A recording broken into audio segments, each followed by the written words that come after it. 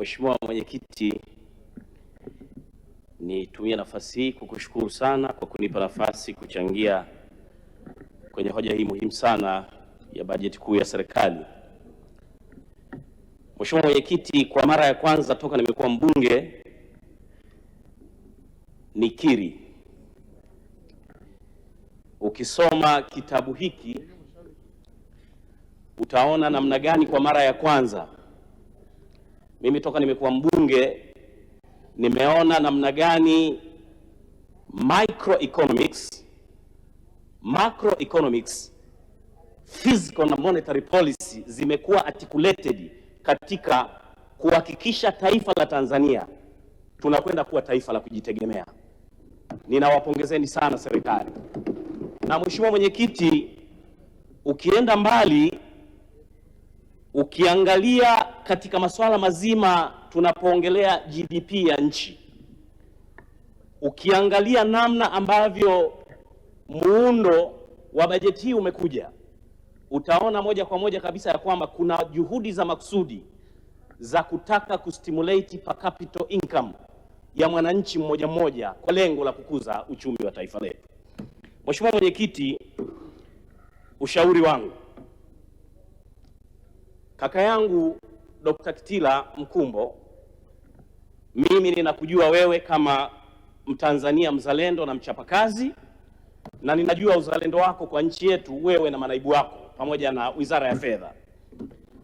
Ushauri wangu, mmefanya vizuri sana kwenye bajeti hii upande wa monetary policy, lakini ninawashauri nendeni mkafanye review kama mtashindwa kwa mwaka huu, kwa miaka inayokuja katika masuala mazima ya fiscal policy, nendeni mkareview government spending. Mheshimiwa Profesa, ninawashauri nendeni mkareview government spending ili kiasi mtakachokiokoa kutokana na kuokoa katika government spending kikawekezwe katika sekta za uzalishaji ambazo Asunga ametoka kuziongelea. Mheshimiwa Mwenyekiti, ninayasema haya nikitambua, kwa mfano, ukiangalia kiwango cha namna serikali tunafanya spending katika kununua magari ya serikali, Mheshimiwa Mwenyekiti, nina imani kabisa tukiamua kwa makusudi kupunguza mzigo wa Watanzania katika spending ya magari ya serikali, tukapunguza kununua magari ya gharama kubwa kwa viongozi ambao hawana umuhimu wa hizo facility, tutaweza kusave fedha ambazo tutazipeleka zikachochee uchumi katika sekta za uzalishaji kama vile viwanda, usafirishaji, kilimo, uvuvi, jambo ambalo ajira zitakwenda kuongezeka kwa hizi sekta za uzalishaji. Mheshimiwa Profesa, ninawashauri katika hili, nendeni kama serikali mkakae. Kuna mataifa yana mfano, unaweza ukaenda wizarani, waziri akawa na gari kwa sababu muda mwingi anafanya safari, na watendaji wachache wa ngazi ya wizara. Wafanyakazi wengine, toeni incentive wafanyakazi wakopeshwe magari waweze kuyaendesha wao, ili mpunguze gharama ya spending ya serikali katika kuhudumia magari. Mtapunguza gharama katika vipuli, mtapunguza gharama katika mafuta, mtapunguza gharama katika safari ambazo zinaweza zikatumiwa na watumishi wa umma kwa kutumia public transport. Na Rais Daktari Samia Suluhu Hassan yuko serious katika kuwekeza katika ndege, katika SGR. Ninaomba serikali, chukueni ushauri huu, punguzeni public spending katika kununua magari. Saving itakayopatikana, Mheshimiwa Mwenyekiti, ipelekwe ikakuchochee sekta ya uzalishaji, tuweze kuongeza ajira na kukuza uchumi wa nchi. Mheshimiwa Mwenyekiti, jambo la pili, nimeona mmekusudia kuja na marekebisho ya sheria ya VAT sura namba 148. Mheshimiwa Mwenyekiti, nataka niwashauri kwa nia njema, hapa tunapozungumza leo, tunayo baadhi ya miradi ya wananchi kwenye majimbo bado hatujaweza kuimaliza, kwa sababu taifa letu bado hatujaweza kuwa na uwezo wa uchumi wa kumaliza kila kitu kwa muda mmoja.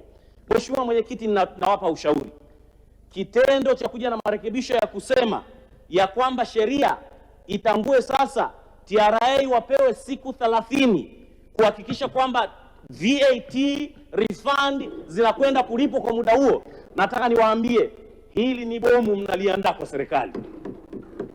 Mheshimiwa Mwenyekiti, nataka niwaambie hili ni bomu mnaliandaa kwa serikali, na sio tu hapo, mmekwenda mbali, mnasema sheria hii serikali ikishindwa kutoa itozwe na riba na makampuni.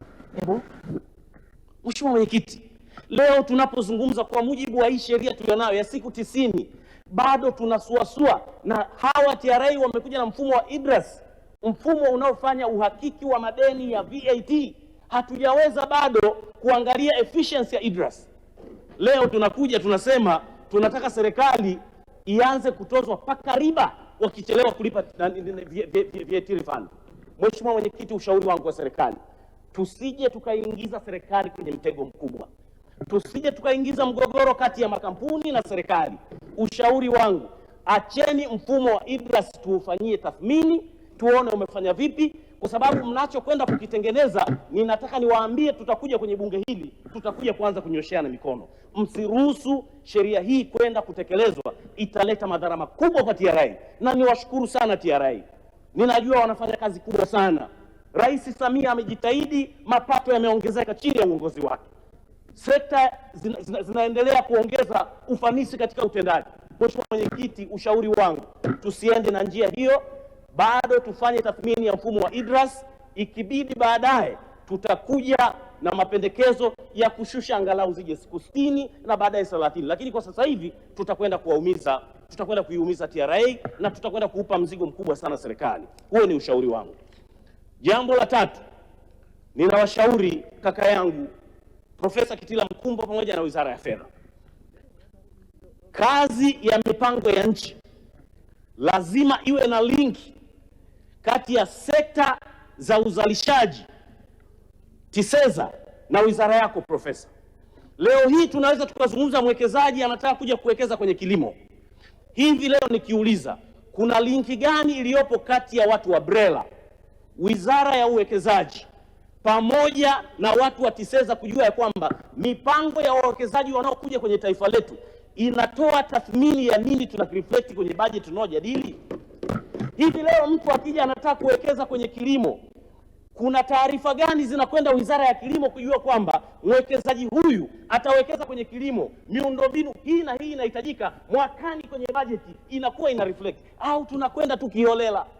Nina imani nawe Profesa Kitila Mkumbo kaka yangu, wewe na msaidizi wako Profesa Dr. Chaya, ninajua nyinyi ni watu wasomi. Saidieni mipango ya serikali iendane na kile kinachokuja kuwa reflected kujadiliwa katika kila mwaka wa budget, tuweze kusaidia kuwa na mipango imara katika taifa letu.